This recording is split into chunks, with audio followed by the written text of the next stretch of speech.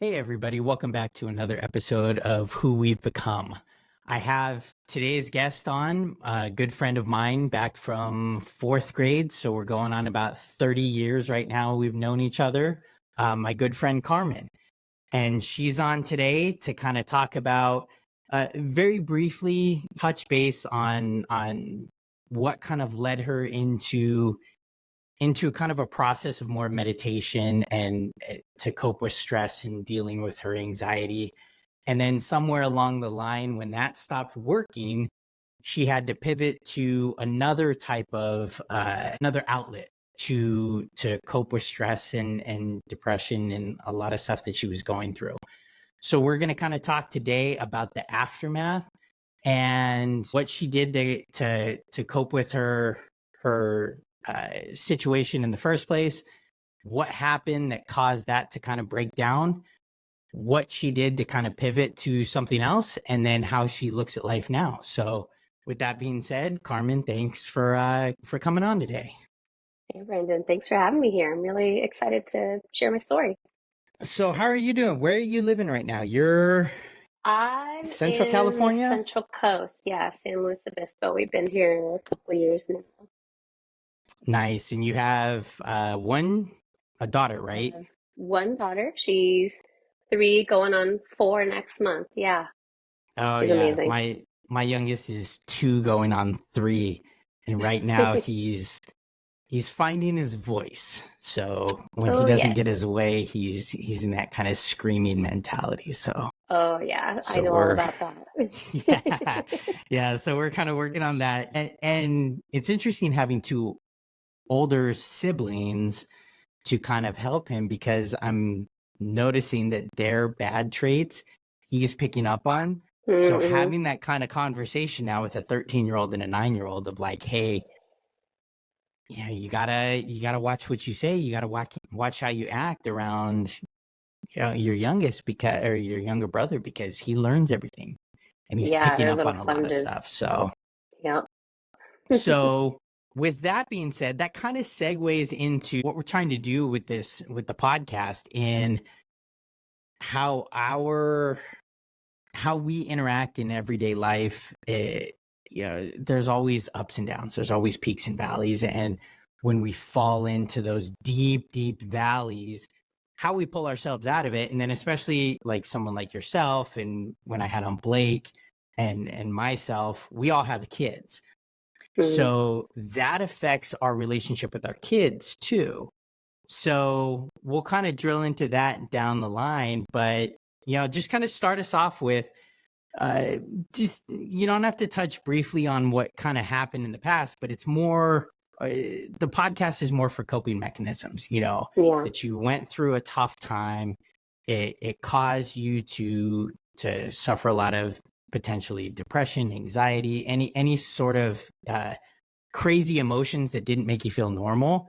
And then Hmm. what did you do to cope with it? And then kind of what happened as that started breaking down. So go ahead. Yeah. So I think 2023 was like a chaotic year for everyone. I've been Yeah. hearing very similar stories from all of my Oh friends yeah. and coworkers. And for me, it was the year that I had to really like take a magnifying glass to some of the challenges that I was facing because my Mhm. coping mechanisms that I'd developed over the years and decades were no longer working. And part of that journey involved like fully understanding some of the events that happened during my upbringing from like a neurological perspective. So you've probably heard like trauma is a big word right now and like nervous system health and all that stuff. Uh, So my journey took me on a little bit of like excavation. I mean, you mentioned we've known each other for 30 years since fourth grade. yeah. And during that time, I'd say from like 10 to 13, there was a lot of like instability in my family life. Mhm. There is abuse involved too. There's emotional abuse and physical abuse. And you can imagine what happens during those tween slash early teen years when you've got some instability and a primary caretaker is not treating you very well. It creates a lot of inner conflict and colors the way that you view the world going forward, your relationships, um, how you relate to your friends, anything like that. So I was going through this really unstable time during those years, like 10 to 13. And that was right as I was like starting to like boys and things like that. So all of those experiences were coloring the way that I was relating to my peers. And what happened, long story short, was like my late teens and early 20s were a very tumultuous time. Hmm. My hot mess express years, I'll call them. Yeah, I think And we what all had some of happens, those. yeah, what happens is that like you start to live to escape, I guess, reality. And that's what I was going through.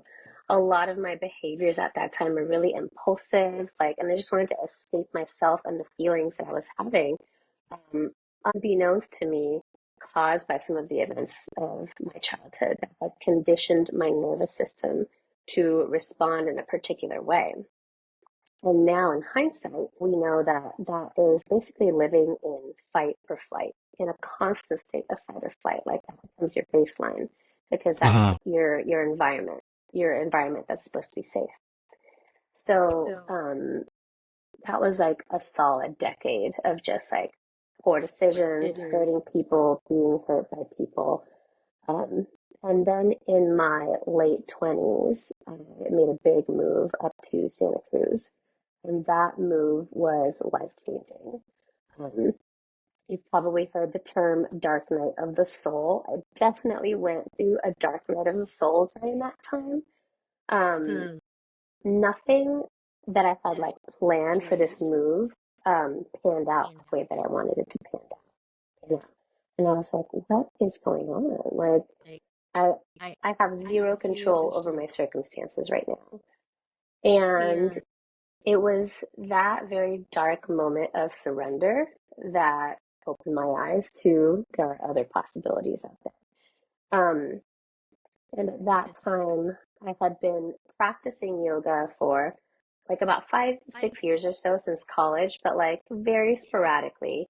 And I happened to be in Santa Cruz where like it's a very hippie yoga community. So I really deepened my practice at that time. Um, and I ended up becoming a yoga instructor eventually, sharing what I had learned and really using the body to channel some of these uh, anxious feelings that I've been having for years. Hmm. Um, and I found that it worked. It worked really well for a long time. Um, and then I'd say becoming a parent and then shifting into this post-pandemic era shifted things again. So um, I had my daughter in the early days of the pandemic. It was March, end of March 2020. Wow, that Literally was spent, right when it started. yeah, I spent the last 2 weeks of maternity leave working from home.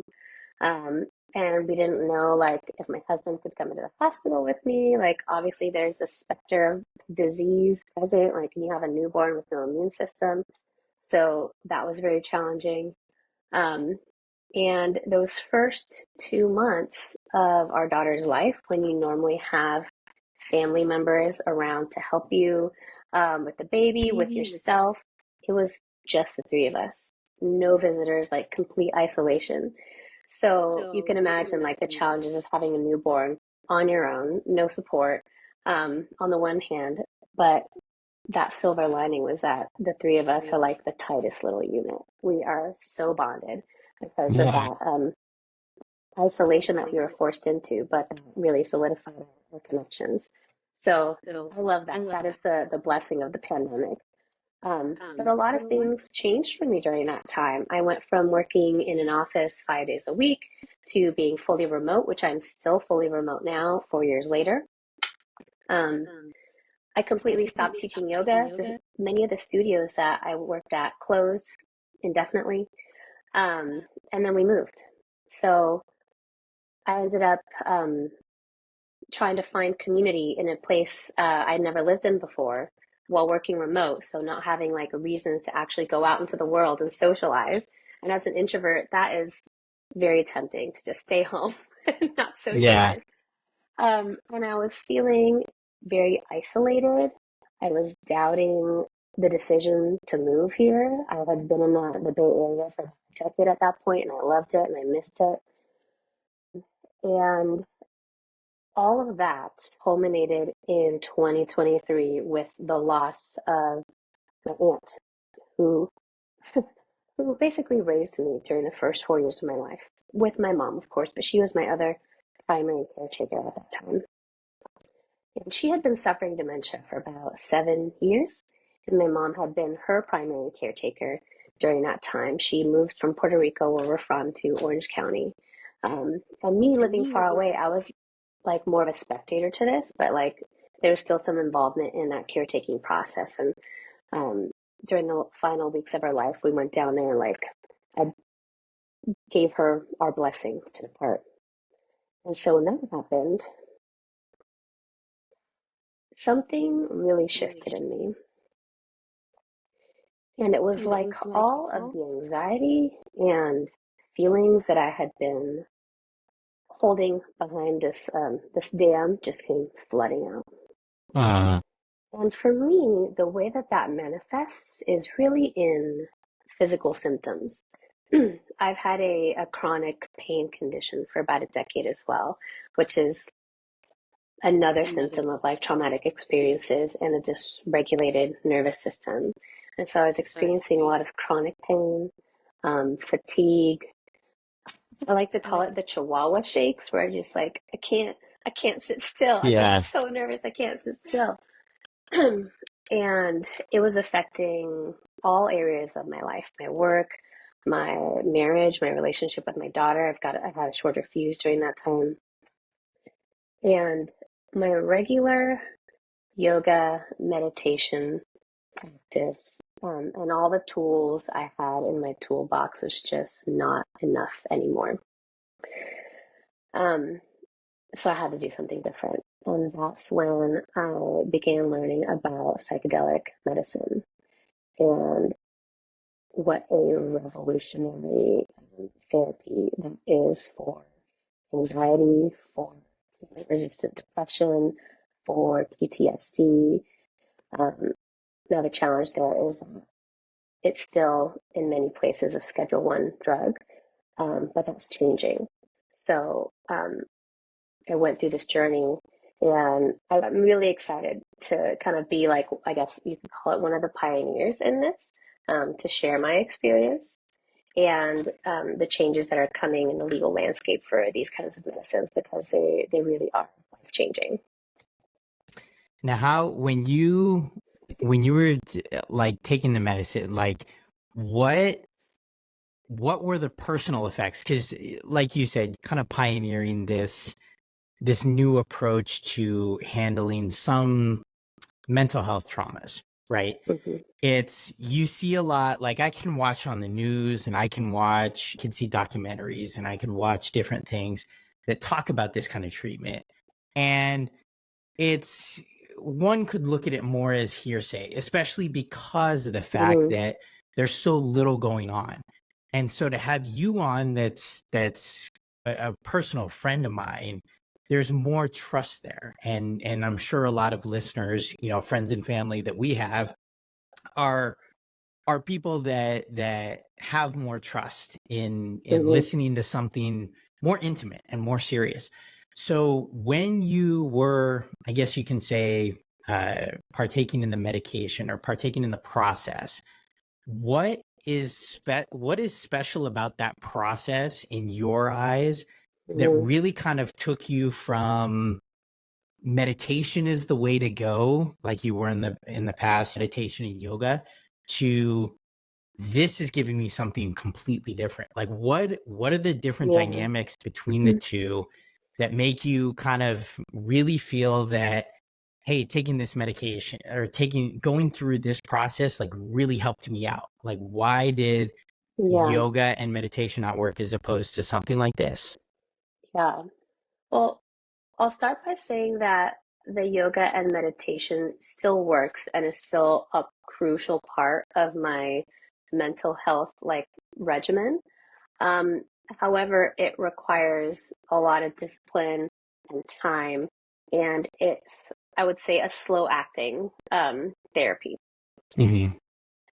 Ketamine and psychedelics are like a hard reboot for your brain. So, the way that I've heard it most often described with these medicines is that it's like your brain is a mountain and covered in snow. And you've got these ruts where the skiers have gone down the mountain. And those are your neural pathways. Those are the habits and behaviors that you formed over your entire life. And neurons that fire together, wire together, and form a very strong connection. So those behaviors and physiological reactions become automatic. And what the ketamine does is it's like a fresh, it's a fresh coat of powder over those ruts and over that mountain. So it softens those neural pathways and helps you form new connections. So, kind of going back to a little bit of that science, during your early years, your first 3 years especially, but childhood, you're a sponge, like we talked about with our kids. They're absorbing Uh-huh. everything. And the environment and the experiences you have form these neural pathways. And if you're in an environment that's unstable, that's scary, that's not safe, your body and your brain fire accordingly to keep you safe. So, dissociative behaviors, for instance, where you zone out, those fight or flight responses, those are all your brain doing exactly what it needs to do to keep you safe, physically, psychologically. But then those links in your brain, those behaviors become maladaptive over time when you are in safe environments and they start to cause you trouble. The anxiety, the depression, the impulsive behaviors, things like that. So, what the ketamine does is it helps to soften those connections and reopen that critical period in your brain so that you can then form new, healthier connections, functional behaviors, secure relationships. Now, it's not like a magic pill. There is work that's involved. So when you go through a treatment like that, there's homework, there's after work, and you have this window of time when your brain is very open to forming new connections, and you have to practice the behaviors, the new behaviors that you want during that time to rewire your brain, essentially. Um, and yoga and meditation becomes part of that rewiring. So let's say I go in for an infusion, which is how I did my ketamine. There's a lot of different ways to do it, but I Hmm. did a series of IV infusions under medical supervision with a doctor, with a psychologist. And you have your infusion, you go into a dissociative state. Have you ever heard the term K-hole? Yeah. From the party days. You literally go into Yeah. a K-hole, right? Like this used to be a party drug. It's a therapeutic drug. You go into this K-hole, like you dissolve, you come back, and then the 48 hours after that is the time to re-educate yourself, essentially. Do the things that feel scary. Like one of the things that was making me feel really nervous was riding a bike on a busy road. I'm just worried about the cars coming by and not being Mhm. mindful of a bike. And so the next day after my first treatment, I went on a bike ride to like teach myself that this is a safe activity. I can do this. I don't have to feel super anxious when I do this. And over time, that literally rewires your brain to thinking and behaving in different ways. Um, and it reduces all of those symptoms of anxiety and depression. Um, treatment resistant depression especially responds really well to ketamine treatment. That was a really long answer. I know it's And not at is it all. no, and it makes a lot of sense. And I mean, because that's the biggest thing, right? Like, we go through these traumas, these traumatic events where even if it's in the past, there's a strong likelihood, right, that Mm, it's going to rear its ugly head at some point hmm if you don't take care of it from a psychologist or therapy or something like that. And so when it hits you, right, all of our questions are, well, how the hell do you cope with it? Right? You hmm see, even some celebrities. And so it's really interesting to hear how there are different alternatives, especially ones that are not, that haven't been fully vetted in terms of viewed by the medical community and stuff like that, because there's still this, oh no, it's a Schedule 1, so we can't. It was the same stuff that I was going through back when I had the distribution company, right? For years, Mm-hmm. it was cannabis distribution, Mm-hmm. and I didn't look at it much from a medical standpoint. Why? Because it was a Schedule 1 narcotic, and everyone, it was that gateway drug, right? And so it's really interesting to see how far we've come, but B, to now get a firsthand account of somebody that's like, hey, this is how it helped me cope with stress. This is how it helped Mm-hmm. me cope with certain things that I was going through. But it it it did help cope with it. Did it help you at all? And if so, how did it kind of help you um deal with the trauma of the past, right? Because you'll have Yeah. therapists that suggest something bad happens to you, if you have a loved one die or something like that, and then you go to therapy, right? Mm-hmm. The therapist helps talk you through coping with that, but then gives you assignments like meditation or whatever. But and the therapy session is conceivably supposed to help deal with the trauma that happened.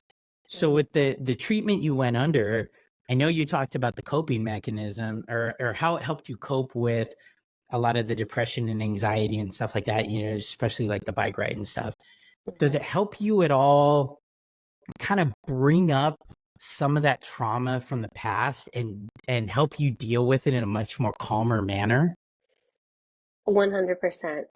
Um, it helps you to feel just slightly removed from that very visceral reaction that you have when revisiting that time. Um, Talk therapy has been like the primary way to work through challenges and traumas for decades. Um, what's kind of being realized now is that that can be detrimental for some people. It can actually be re-traumatizing. So ketamine and other psychedelics, I think MDMA in particular is really effective for like helping you remove from those really, take a step back from those really strong emotions and look at it, look at what happened to you in a more compassionate, like slightly disconnected way, Yeah. so that you can actually start to resolve. Another one of the modalities that can be really helpful too is somatic therapy, which is really body based. There's a wonderful book called The Body Keeps the Score, which talks about how trauma like literally sits in your tissues. And you can feel like you resolved it mentally, but your body like literally remembers what happens to you. And that fight or flight response gets kicked in. So that was a big aha for me that like I'm experiencing all these physical symptoms because my body is still very tied to that memory. Where as of like years of therapy and going through mentally what happened, kind of scratched the surface, but it really didn't get into the deeper layers. So yeah, psychedelics are wonderful for getting into those spaces that can be very uncomfortable and helping you to actually like feel what pops up and let it pass in a way that is not as debilitating.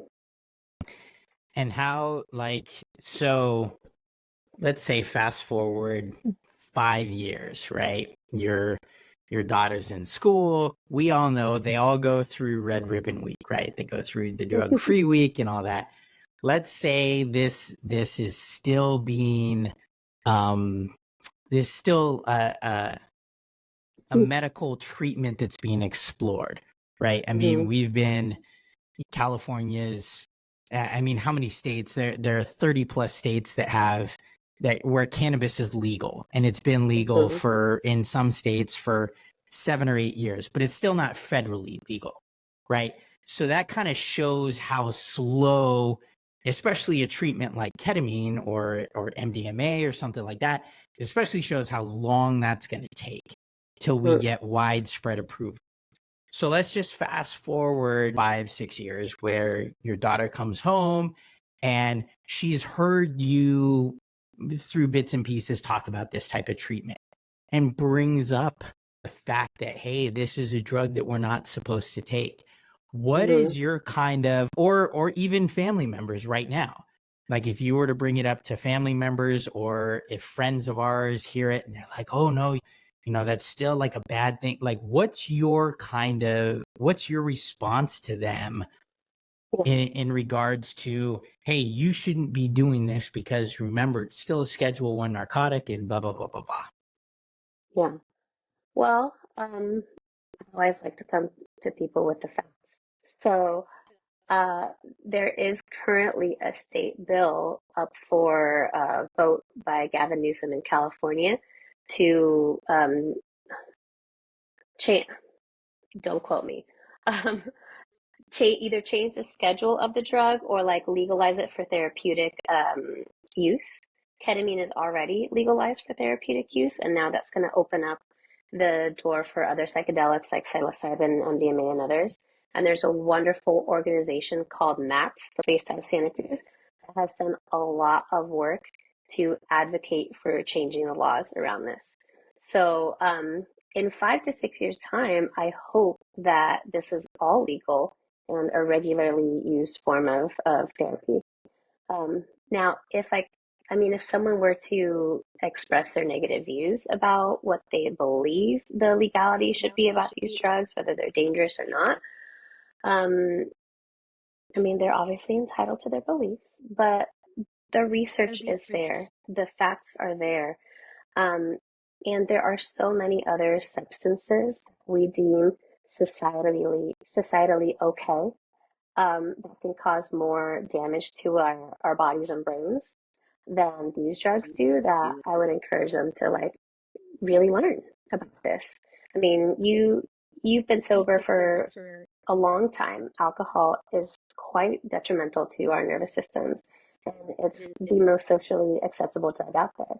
So why can't we shift that paradigm a little bit and look at these other substances that are really more medicinal than, uh, I guess, intoxicating, you could call them. Yeah, I think the paradigm is shifting.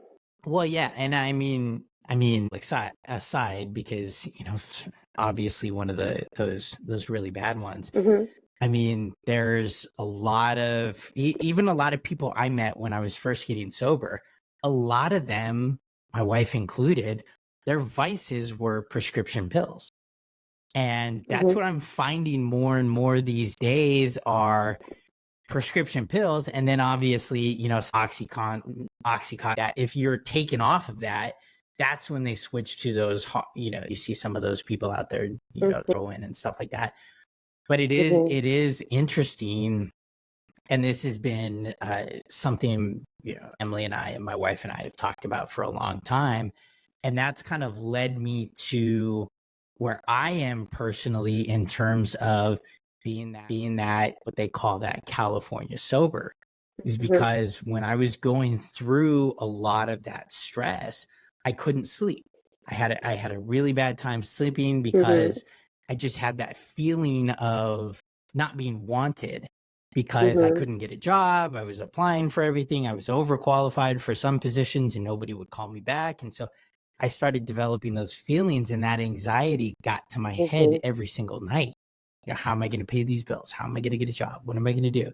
And it led me to, obviously, there was a point in time where I was taking a lot of ZQuil or Unisum, or trying to stay away from going to a doctor and saying, hey, I'm having trouble sleeping. But I found myself doing a lot of that, and that's harmful to my body, Hmm. where I had 6 years of experience learning the medical benefits of cannabis usage. And so now Hmm. when I take it at night, I sleep perfectly. I wake up, I feel refreshed. I don't have that type of anxious feeling. Whereas like when I was taking I took a lot of melatonin for a while, and that, I don't know what it did in my head, but it made me very uh emotional, like Hmm. anger. Like I had a lot of Mm-hmm. anger, and I was very short fused. My kids would talk to me. I would snap on it. It was just I found myself kind of in that position like you were with the when the meditation and everything started breaking down after you lost your aunt, and it was a lot of that stuff was just flooding to me, and it was like, Mm-hmm. how do I cope with this without harming my body in such a way to where I can't really get out of it? And so it's interesting to see that and like see a lot of people pushing the prescription medication because of the lobbyists and whatnot, and that slowly being chipped away. Mm-hmm. And then B, I mean, you're a perfect example of the success. Like, I mean, I would whenever now going forward, whenever I have people that I talk to, or when I'm talking to my wife or something, and we bring up or see on TV something about ketamine treatment and discussing the benefits and whether or not it works, it's like, hey, look, Mm-hmm. like I have a friend that did it, and I think that's probably what really sparked the cannabis movement in the country too, was Colorado legalized it, Washington legalized it, other states started following, California and all these states are legalizing it to make it so acceptable, and saying, hey, I have this friend that smokes and he does his job just fine. I have my friend that takes it at night and he sleeps, and his sleep anxiety has gone away. So you get more and more of those personal accounts that Mm-hmm. it becomes more and more acceptable. And that's what I think is really important for something like this, for alternative treatments. To your point and my point, we've kind of harped at this for a long time that we my wife and Brittany and I try to stay away from prescription medications as best as Mm-hmm. possible because we know how harmful it can be. She went through it. And so it's really good hearing stories like yours to kind of say, hey, there are those alternatives that may not be socially acceptable yet, but the more and more firsthand accounts we get, I think we're going to start leaning towards the acceptability of utilizing Mm-hmm. stuff like that for medical treatments. And so it's really good that we were able to get you on, because I like the fact that we have this kind of transitional period. And so were you ever, I mean, I know you said you had your chaotic years, right? We all kind of had some of those. Yeah. I was trying to mentally get away from stuff too when I turned 21 and just partied heavily for Mm-hmm. 4 years. But were you ever in a position, or was there any point in time where where you looked at a treatment like this and was just like, nah, I can't do it. The drugs that are involved, this type of stuff, I just can't do it. And then Yeah. what made you, if so, what made you transition to a more acceptance, or to accepting that kind of treatment a little bit more? Yeah. Um, well, I've never really had like an ideological, I guess, barrier to trying these types of things. I mean, during those party years, I dabbled in drugs, and tried different things. Psychedelics were always too scary for me at that time, so I didn't do anything like that until my 30s. And I did mushrooms one time, and I was like, oh, this is really nice. A good There you go. experience. There you go. And so when I started to learn about this as a therapeutic treatment and learning the science behind that, it completely made sense for me. Um, I'm a data person, I'm a science person. I like to know the facts about how stuff works. So that's how I came to this decision to try that out, because I did the research. Last year, I was it was almost a daily basis where I wanted to curl up into a ball and just like Hmm. crawl away from the world, but it Hmm. never triggered me to think about that kind of treatment. So Hmm. the mushrooms and the stuff like that when you were younger aside, what made you at this point kind of think, hey, bing, Yeah, let me research this treatment? yeah. I can't remember how I heard about this as a form of treatment. I think it probably just popped into my feed at one point as I was like doom scrolling one day. Um, um, but I've also like, I guess I've kind of kept my finger on the pulse a little bit about treatments. I studied psychology in college, and part of my experiences growing up, I wanted to understand why people behave the way that they do. So it's always been a topic that's interested me. So I've kind of just been like on the periphery learning about these things over the years. And at some point, I must have heard about psychedelic medicine, and just wanted to learn more.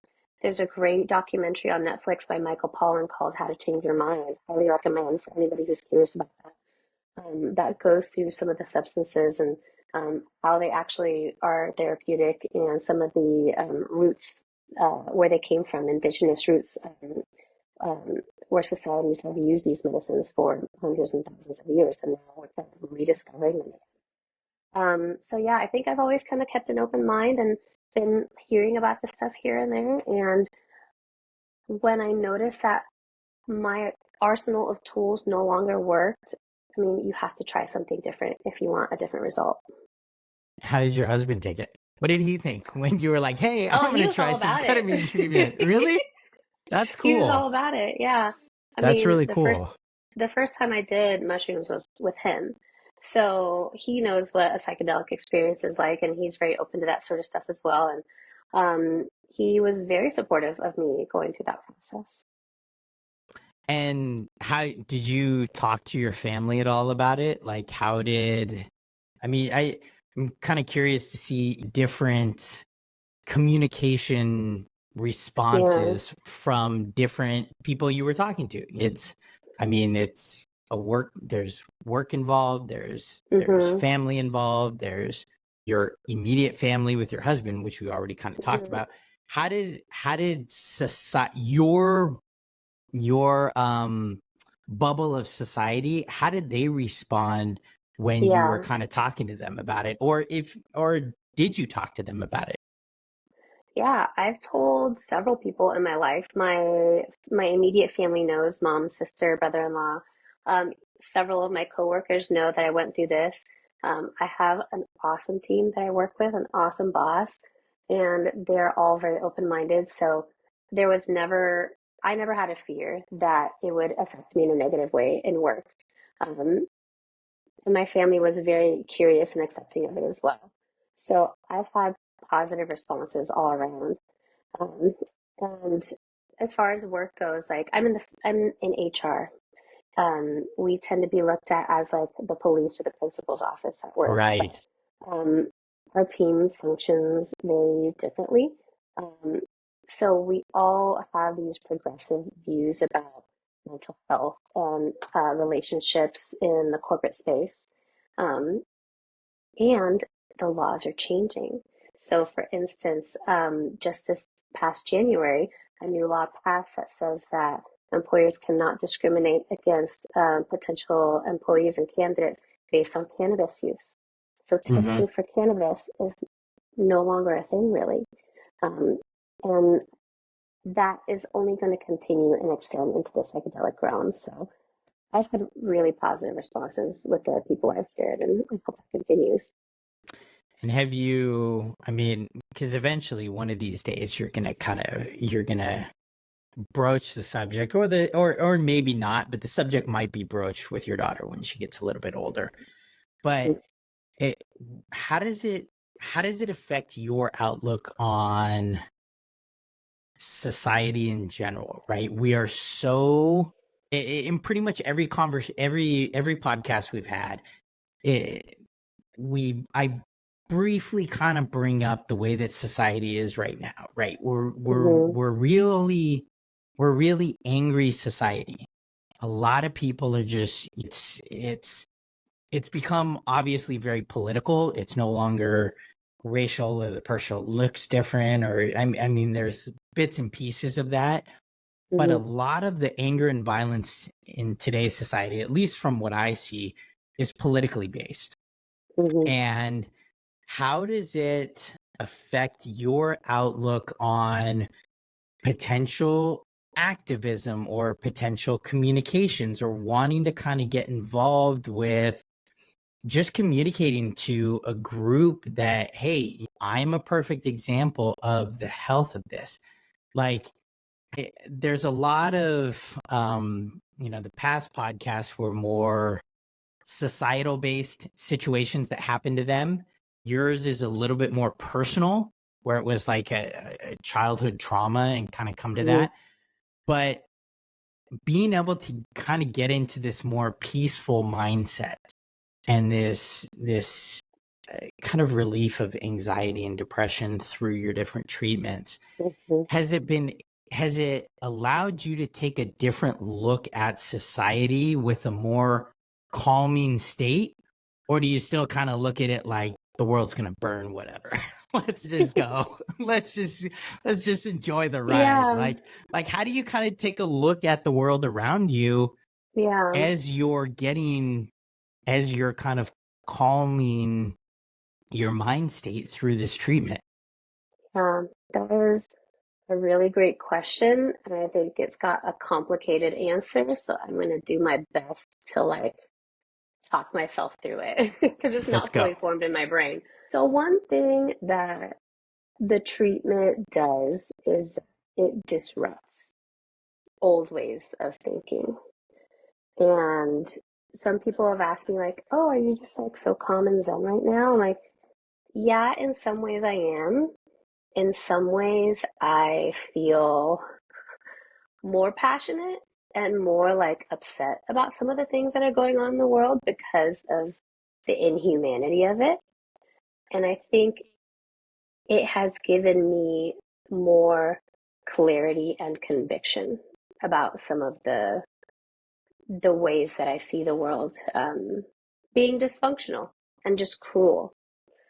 Um, I will say that it's probably helped my fear take a back seat when it comes to being more vocal about those things. So being like fully seen is scary. It's scary Mhm. for anyone. Yeah, Um, and the feelings of like possible rejection for having a controversial opinion can be, can just stop you in your tracks.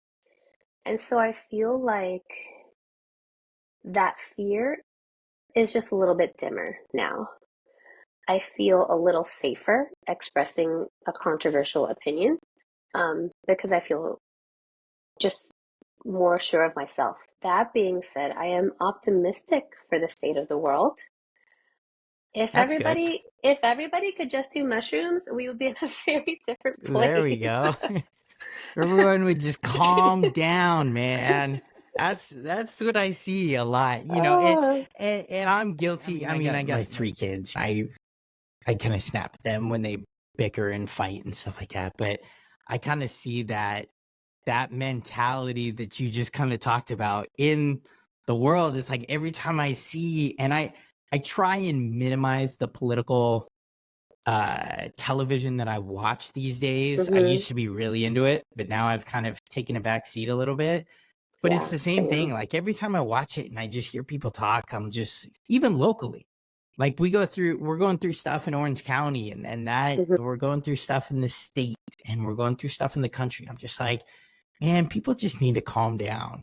That's part of the reason why I would like federal legalization of cannabis, at least to start, Mm-hmm. because it's like, dude, just mellow out, man.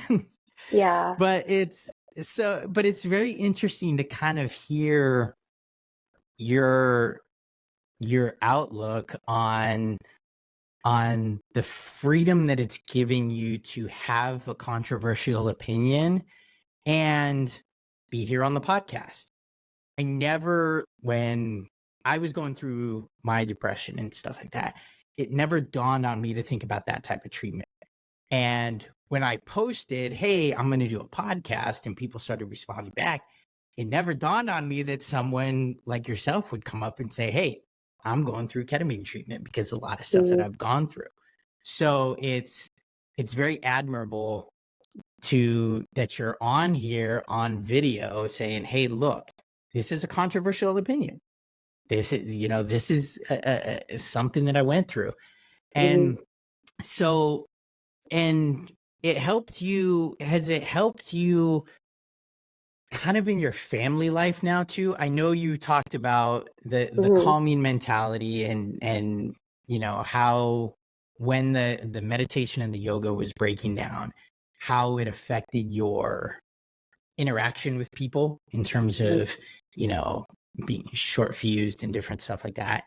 Like, how do you, if it's neurological and it's like, hey, it's a subconscious thing because of the way that it happened neurologically, like you kind of Hmm. explained, then that's one thing. But do you consciously feel yourself calmer in chaotic situations? Yeah, absolutely. Um, what it does is it really increases your window of tolerance. So the things that would trigger you just don't trigger you as hard. And when your body and your mind react to that trigger in the old way, you can come back to homeostasis a lot faster. So it's not that you are not triggered or bothered by the things that used to. It's not that you don't feel anxiety. It goes from like a level 10 to a level 6. And then with further treatment, you might get down to a level 4. And those feelings are there, but my capacity to actually ride the wave of physical sensation and emotion is much greater. And how would you, so knowing all this and kind of we've collaborated on what you've gone through and your Mhm. different feelings and stuff. So if there were, if someone were to shine a camera on you right now, like me, and say, do you have, what is your public announcement on this type of treatment?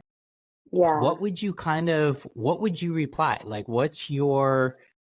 how would you communicate to somebody that comes to you like a friend and is like, hey, I'm going through a really tough time. I've lost a yeah, loved one or I've lost this or that.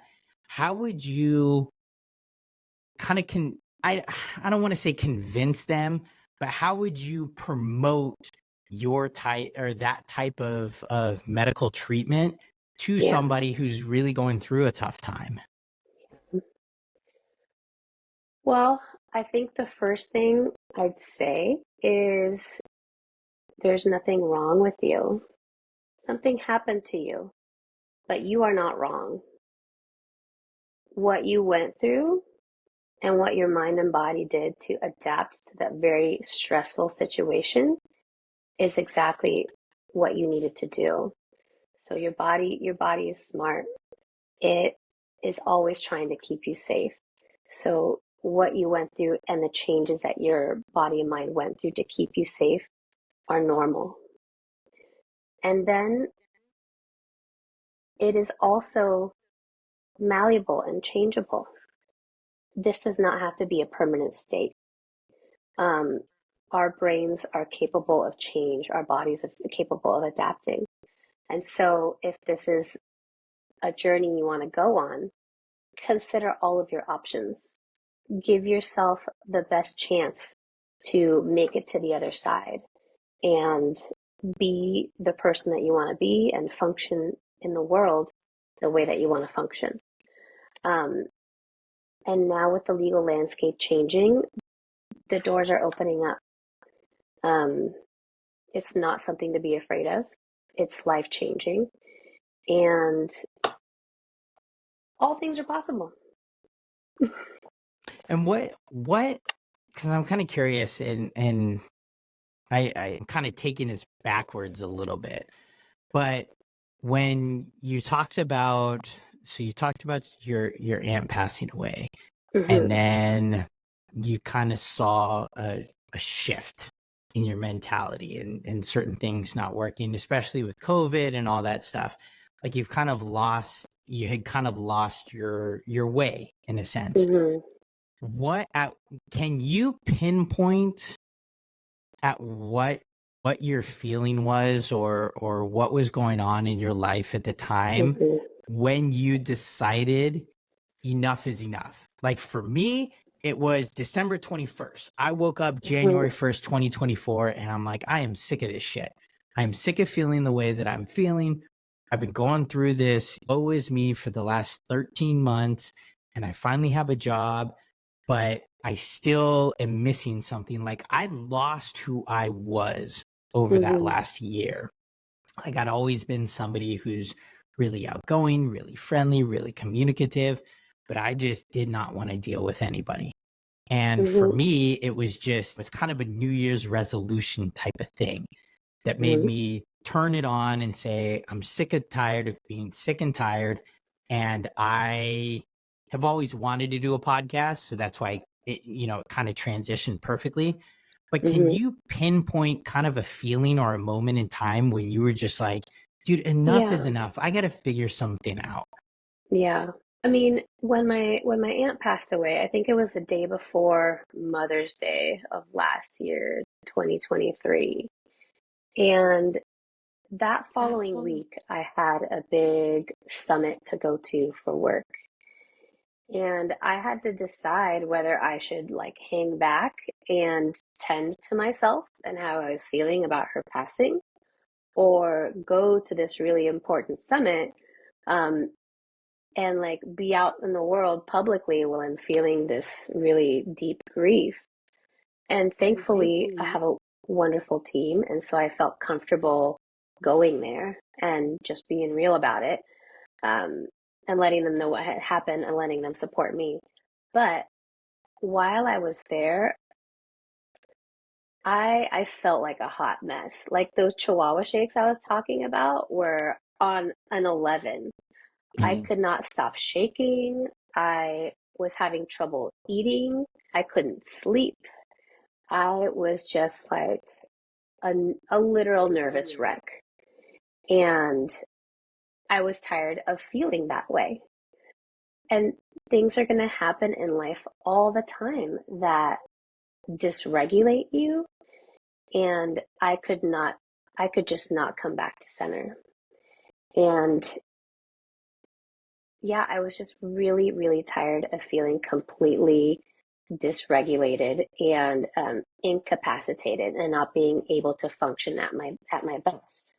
And so the severity of what I was feeling right after her passing was kind of what did it for me. Like I need to figure out something else to be able to make it through to the other side and just feel comfortable in my own skin and function even when I feel nervous about something, even when I feel sad about something. Like I have to be able to be with myself comfortably.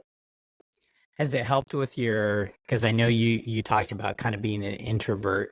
Has it helped Hmm. you become a little bit more extroverted and explore what San Luis Obispo has to offer and studios and getting back into that kind of public Yeah, yoga? Or are you still kind of working through some of that stuff? it's definitely a work in progress.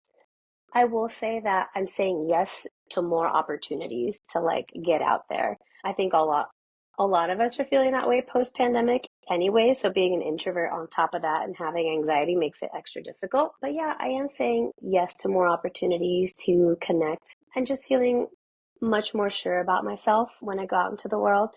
Crowds have typically been very difficult for me. And we just went to Disneyland with my daughter for the first time last Oh, month. So I did it. I did 3 full days in a very crowded Disneyland. So wow. yeah, it's a work in progress, but I'm taking the steps. And it was funny because as soon as you said crowded places, I was thinking in my mind, oh, Disneyland, Disneyland. I hate going to Disneyland because it's so crowded. And you mentioned it. So Yep. that's pretty cool. Well, as we kind of wrap up here a little bit, you and I kind of talked briefly that there potentially, once things get a little bit more comfortable, could potentially be a follow-up episode. There are some things I know you and I talked about that that would definitely be something that would be interesting, but that's Yeah. further down the line. So you kind of talked quite a bit. I mean, I guess one of the recurring themes here is not being afraid to try new things. Hmm. And not only did you do that when you felt that the chips were down and the meditation and the yoga was not working, so you transitioned into this type of treatment.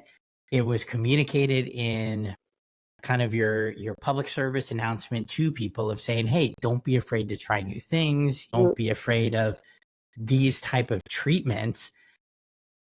So with all that being said, how are you, is that going to be a recurring theme as you raise your daughter? Because we all know that in this crazy world, there's a lot of, I'm going through it with my middle right now. He's being a very picky eater. But even Mm-hmm. something as small as that and the concept of trying new things can really Yeah. open your mind to a lot of stuff. So in terms of not real teaching, because I can tell my kids until I'm blue in the face, hey, it's important to try new things. Mm-hmm. But how does this experience help you in your parenting style with your daughter, especially as she gets a little bit older, to really push her to try new things? Are you going to bring up a lot of the trauma and a lot of the experience and a lot of what you've gone through? Or is it going to be more, you're just going to try and figure out how to navigate stuff because you don't want to let too much out too quickly? Yeah.